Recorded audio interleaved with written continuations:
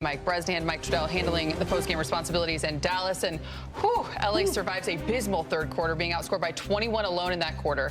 They end up overcoming a second half 15-point deficit. We'll talk about that, I'm sure, later in the show. But let's not let the facts get in the way of a good story, because right now the Lakers, they improved a 14-2 big game in the clutch. They were able to execute when it mattered most. They showed some no quit in them, obviously pointing to the resiliency. Luka, 2 rebounds shy of a 33-point triple-double, but your guy, he was take your shot. Rui Hachimura coming alive down the stretch. LA improves to 2-1 on this 8-game Grammy road trip. Still thinking about, we should have won that Clifford game. I'm still thinking it would have been a sweet 4-in-a-row branch, but nevertheless, the Lakers did do what they had to do to regain their momentum or get their chemistry back after that Clipper loss. I thought the start of the game was really, good for the Lakers. They got out, they got some good shots, they got some good defense. The ball was moving, Rui was knocking down shots, but then that third quarter they kind of collapsed and let Williams get to the bucket and get the lead back. But hey, they met the challenge, got it back together in the fourth, and executed well and spread the ball around. And Rui got hot again, and they were able to. And I think Hayes did a good job, protecting the rim.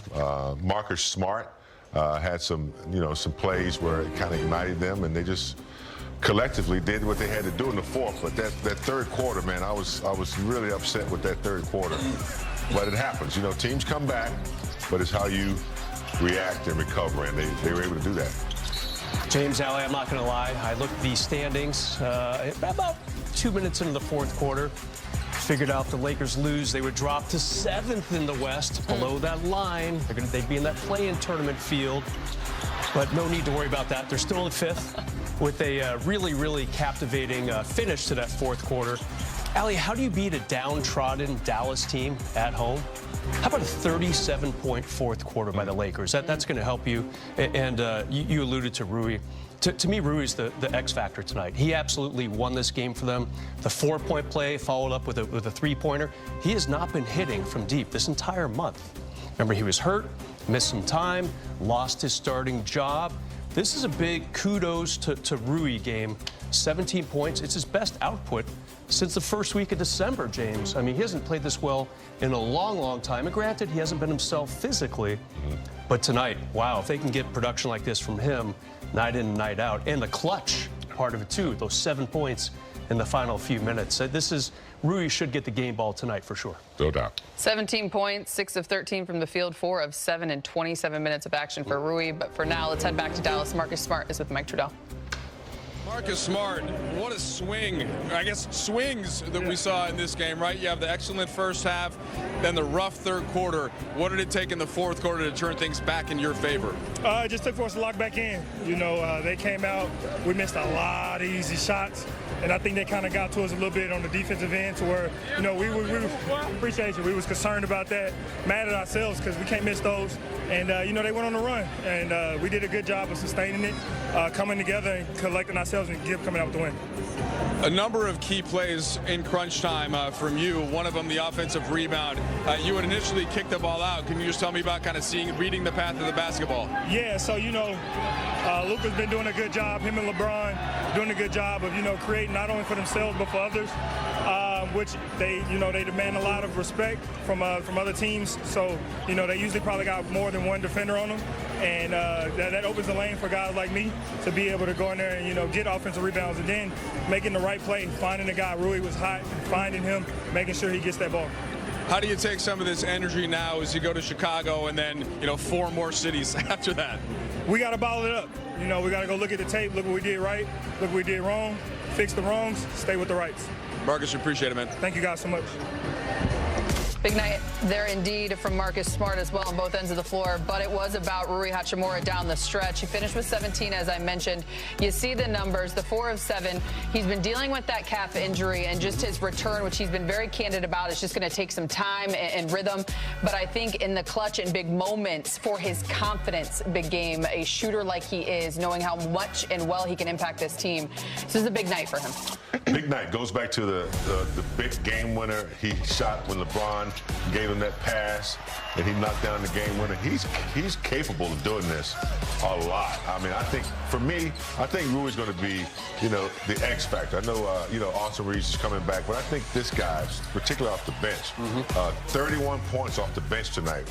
We were wrong. I didn't think they would get plus 20, but they were both. Rui came in and took care of that. So if he can continue this, I mean, he is a versatile player, shoots the three, can shoot the mid-range, physical player, and tonight he demonstrated exactly what we've been looking for out of him.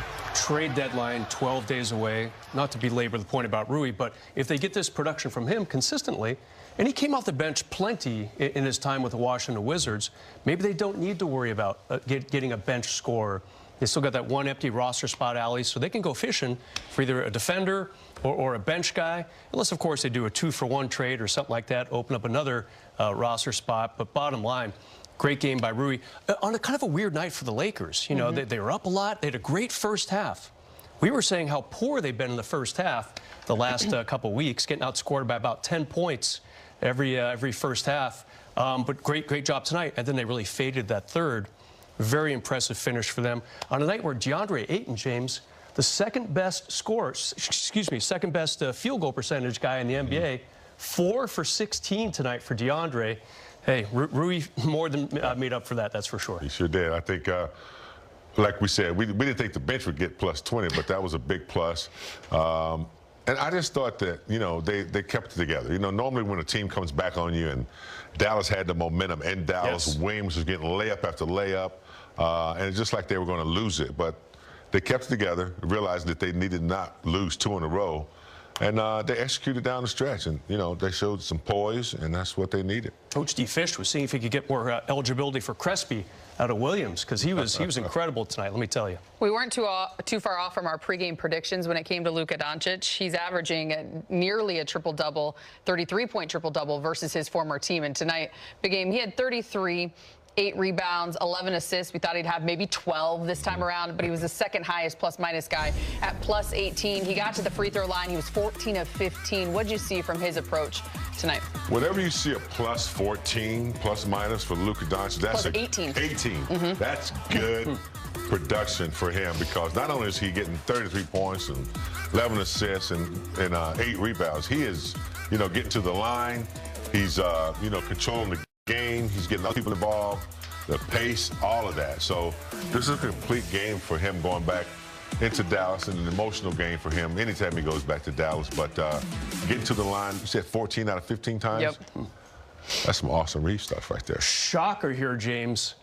Luka Doncic now 4-0 against his former team. He might go like 24-0 by the time all is said and done. Will he ever be beat by the Mavericks? Exactly. 44-0, however long he ends up playing in the NBA. Bottom line, you can see the excitement for him from start to finish in this game. Really nice kind of a period at the end of the paragraph, too. At the end of the game, Mark Cuban went up to him and hugged him.